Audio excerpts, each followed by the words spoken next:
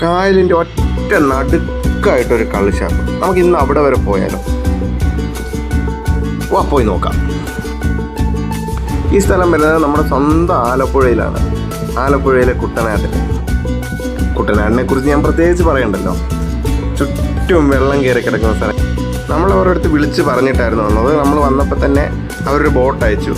ആ ബോട്ടിൽ നമ്മളെല്ലാവരും കൂടെ കയറി. അതിലായിരുന്നു പിന്നീട് രാജപുരം എന്ന് പറയുന്ന റെസ്റ്റോറൻറ്റിലേക്കുള്ള യാത്ര. അടിപൊളി വൈബെന്ന് വെച്ചാൽ പൊളിയാണ്. യാത്രകളെ ഇഷ്ടപ്പെടുന്ന എല്ലാവരും ഒന്ന് പോയി കാണേണ്ട സ്ഥലം തന്നെയാണ്. ആ വെള്ളത്തിലൂടെയുള്ള യാത്രയും അത് കഴിഞ്ഞ് നമുക്ക് അവിടെ ചെന്നിട്ട് ഒരു ഹൗസ് ബോട്ടിലാണ് നമ്മളുടെ ഫുഡ് കാര്യങ്ങളെല്ലാം അറേഞ്ച് ചെയ്തിരിക്കുന്നത്. ഇത് ഈ കാണുന്നതാണ് റെസ്റ്റോറൻറ്റ്. ഇത് 2 നിലകളിലായിട്ടാണ് അവിടെ നിൽക്കുന്നത്. ഞങ്ങൾ മുകളിലത്തെ നിലയാണ് തിരഞ്ഞെടുത്തത്. ഇതാണ് അവരുടെ മെനു കാർഡ്.